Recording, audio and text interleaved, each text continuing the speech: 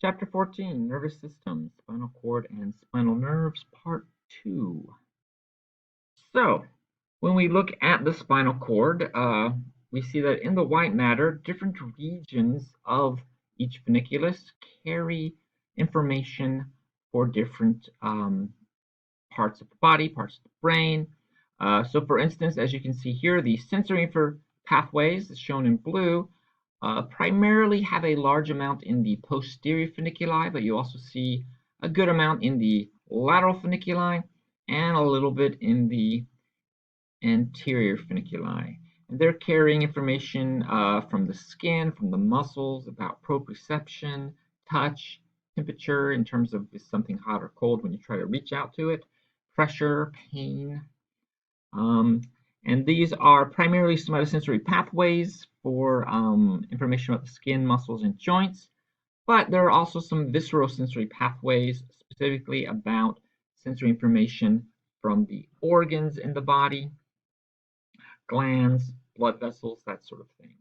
And so these, being sensory pathways, are all ascending tracks going up to the brain. So, how does information get there? Well, it goes by a chain of synapsing among, at the minimum, of 3 neurons. So to start with, you have the primary neuron. The primary neuron is coming from the receptor and carrying the information to the brain or spinal cord. Sometimes the primary neuron is the receptor, but not always. So this is going from the body to the brain or spinal cord. It will, of course, have a posterior root ganglion if it's going to the spinal cord, where the cell bodies for the sensory neuron are located. And then the axon is going to make contact with a secondary neuron. So if this information is traveling to the spinal cord specifically, then it was going to synapse in the posterior horn. But if it's going up to the brain, it's going to be somewhere in the brainstem primarily. That is the primary neuron coming from the body, from the receptor to the central nervous system. That then synapses with a secondary neuron. Secondary neuron is an interneuron, so it's completely within the central nervous system. It will synapse with the primary neuron and then carry information up further into the brain and all the way up to the thalamus or to the cerebellum. Most sensory information goes to the thalamus, so a majority of it's going there, but a small amount of sensory information, especially related to muscles and joints, go to the cerebellum. So we have the secondary neuron synapsing with the primary neuron and going up to the thalamus or cerebellum. Now, if it's going to the cerebellum, that's it. You have 2 neurons in the sensory pathway, primary and secondary. However, for the information going on up to the primary somatosensory cortex, then you synapse in the thalamus with the tertiary neurons. So the tertiary neuron synapses in the thalamus with the secondary neuron and then carries the information to the primary somatosensory cortex. And again, there's no tertiary neuron for sensory information going directly to the cerebellum. Now, you won't need to know these names, but I just want to be pointing out that the different areas in the spinal cord carry different kinds of information. So, for instance, the posterior funiculus-median lemniscal pathway, be glad you don't learn those names. They are going to project primarily through the spinal cord and brainstem to the thalamus. They are carrying lots of information that's going to be going to the primary somatosensory area, including proprioception, touch, pressure, vibration sensations. There's the anterolateral pathway, again located in the anterior and lateral funiculi, and they will be carrying sensory information up to, again, the thalamus to go to the primary somatosensory area, crude touch, pressure, and pain. And in general, these sort of sensations that they are detecting require a response. So an itch, for instance, maybe you'll ignore the itch, but you'll want to respond to it. And then there's the spinocerebellar pathways, more in the lateral funiculi. As the name implies, they're going to the cerebellum. So these are the ones that only have a primary and secondary sensory neurons. And it always has to do with the body and coordinating body movements, so muscles and joint information, proprioceptive information.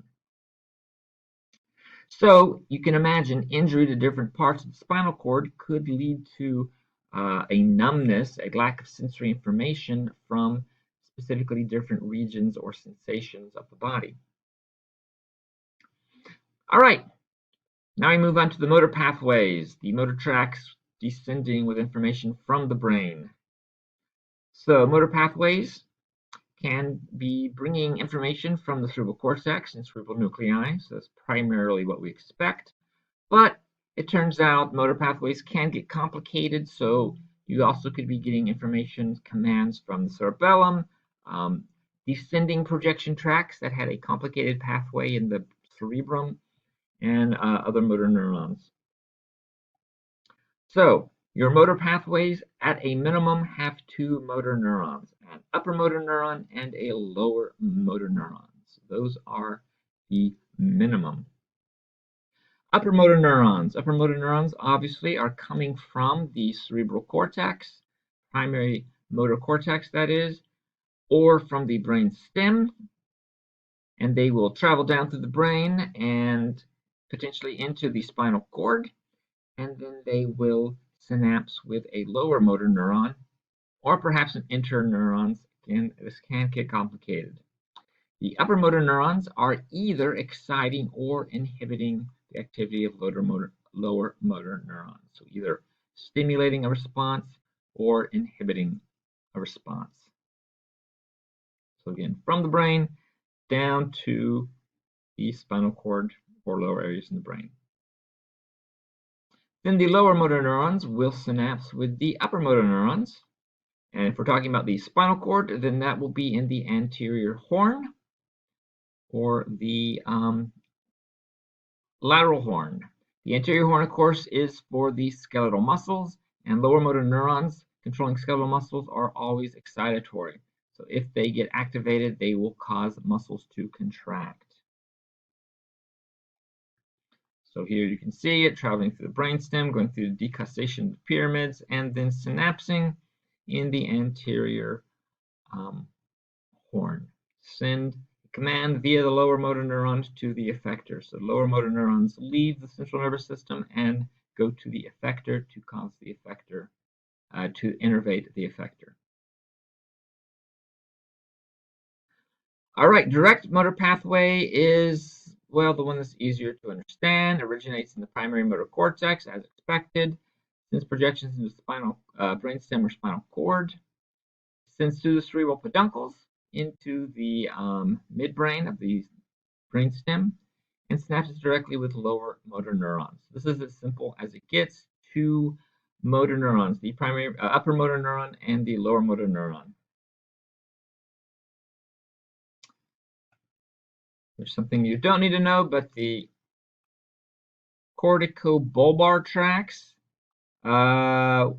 which I don't have a good slide for. Oh well, that's okay. You don't have to know it. Corticobulbar tracts originate from the facial region of the primary motor cortex, sends down to the brainstem. Oh, that's why, because it goes to the brainstem, not the spinal cord. And synapses with the lower motor neuron in the brainstem to then innervate muscles of the facial area. So it's going to cranial nerves. The origin or nuclei of various cranial nerves does not pass in the spinal cord. So for instance, the facial nerve, as we know, innervates a number of muscles that control facial expression. So this would be an example for the corticobulbar tracts. Corticobulbar. Then we have the corticospinal tracts, as you can see here, both lateral and anterior, and they descend through from the cerebral cortex through the brainstem and into the spinal cord. They help to form the pyramids of the medulla oblongata, and then they synapse in the anterior horn to innervate skeletal muscles, so corticospinal tracts. Then we have the indirect pathways. This is where it gets complicated. These motor commands can be initiated subconsciously or reflexively or indirectly affected by conscious commands. They help to modify and control somatic motor activities so that our muscles are working smoothly and doing what they're supposed to be doing. They can originate in the brainstem and take a circuitous route through the brain. So again, indirect pathways can be very complicated. So for instance, some indirect pathways are localized to lateral areas such as the rubrospinal tract. You do not need to know that name. Helping to regulate precise movements and tone in flexor muscles. Then we have the medial pathways, such as the reticulospinal tract. I'm glad you don't need to know these names. They originate in the reticular formation, and they help to control reflexive movements related to posture and balance. And these muscles we don't normally consciously think too much about to begin with. And then there's also the tectospinal tracts that conduct motor commands from the superior and inferior colliculi of the midbrain and regulate positional changes in our skeletal muscles in response to visual and auditory stimuli. So again, eyes darting in a direction when something jumps to your field of vision, or the entire body jumping from an auditory stimulus, usually we would assume a loud one. And then the vestibulospinal tracts, over here, again, originate in the vestibular nuclei of the brainstem and help maintain balance again for sitting, standing, and walking. So these are controlling things that are helping to control various skeletal muscles that are involved in things we do less consciously, sitting, walking, standing, balance, reflexes. And these are all found in the anterior funiculus. Again, you do not need to learn the names of these tracts. Again, the important thing is just to know that different motor descending tracts for motor control are localized to different regions of the spinal cord, so that damage to different parts of the spinal cord could lead to paralysis to different sets of muscles, or perhaps lead to difficulty in controlling muscles or maintaining balance, things like that. All right, spinal nerves. Spinal nerves come out of the intervertebral foramina, leaving the vertebral canal. They are formed from the anterior roots that possess all the motor axons and are sending out their commands from the anterior and lateral horns of the spinal cord, and also made up of the posterior roots that are carrying sensory information to the spinal cord. So there are two sets of roots, posterior for sensory, anterior for motor. And then they fuse and become the spinal nerve that leaves through the intervertebral foramina. And then the spinal nerve almost immediately splits into branches. And we have the posterior ramus splitting off immediately. The posterior ramus innervates structures in the back, muscles of the back, and the skin of the back. So posterior ramus goes to the posterior side of the body to innervate the back of the trunk. We have the anterior ramus, which splits later on into lots of branches that becomes named nerves that innervate the anterior lateral trunk, upper limbs, and lower limbs. That's why it's so large. We also have the rami communicantes. The smaller branches are for the autonomic nervous system. They extend between the sympathetic trunk ganglion and the spinal nerve. And then the sympathetic trunk ganglion helps to form a larger structure called the sympathetic trunk.